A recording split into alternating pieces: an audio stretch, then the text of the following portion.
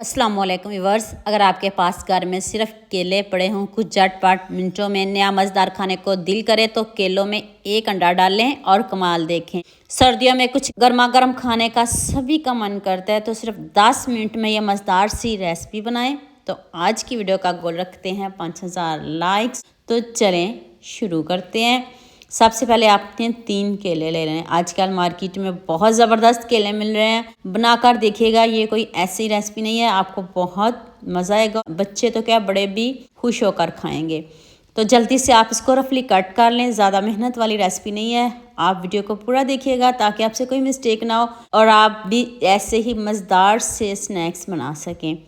तो अब आपने सिर्फ एक अंडा, ज़्यादा नहीं डालिएगा, सिर्फ एक अंडा डाल के इसको अच्छे से आपने मैश कर लेना है। गुठलियाँ वगैरह बिल्कुल भी नहीं होनी चाहिए, स्मूथ सा हमें पेस्ट चाहिए।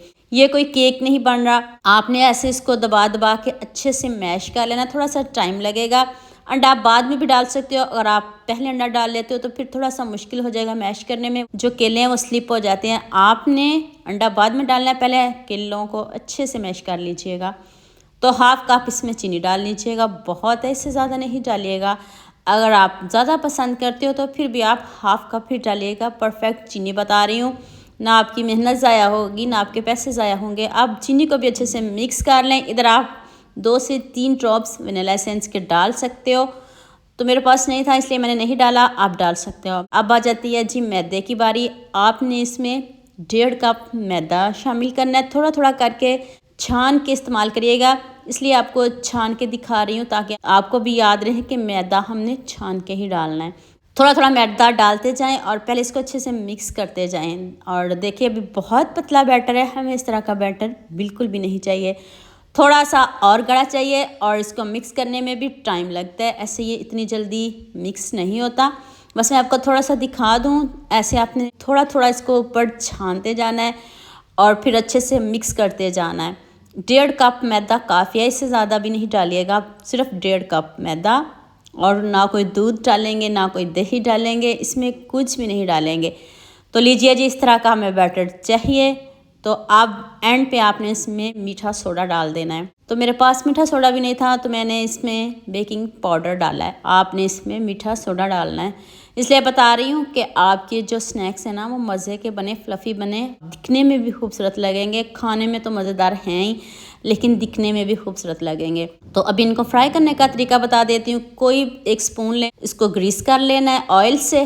तो नेक्स्ट पैन में आपने ऑयल या घी जो भी लें, ज़्यादा लीजिएगा।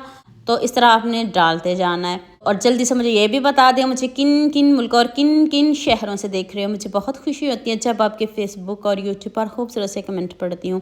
आप सबका खूबसूरत कमेंट करने का बहुत बहुत शुक्रिया। और आप सबके लिए भी दिल से दुआ है मेरी, आप हमेशा खुश रहिए और हमेशा मेरे साथ ऐसे ही जुड़े रहिए।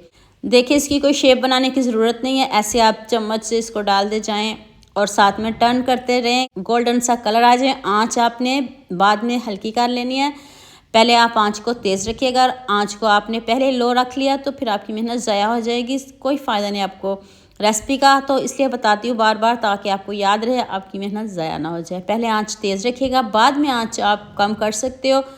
जब ये बैटर एक तरफ से गोल्डन हो जाए तब आप टर्न करके तो आंच को कम कर सकते हो। तो अब मैं साथ में निकालती जाऊँगी और साथ में बनाती जाऊँगी। तो लीजिए जी, मज़ेदार से हमारे स्नैक्स रेडी हो गए हैं। मीठा किसको नहीं पसंद, सर्दियों में सबका दिल करता है कुछ गर्मा गर्म खाने को। तो लीजिए जी, ये केक को भी पीछे छोड़ जाएंगे जब आप ये वाले स्नैक्स बनाओगे, गारंटी के साथ कह रही हूँ। तो उम्मीद करती हूँ आज की वीडियो आपको लास्ट में पसंद आएगी। जल्दी से मेरे चैनल को सब्सक्राइब कर देना, साथ में बेल आइकन का बटन प्रेस कर लेना ताकि कोई भी न्यू वीडियो आपसे मिस ना हो। दुआ में याद रखिएगा। अल्लाह हाफिज़, मिलते हैं एक और नई वीडियो के साथ।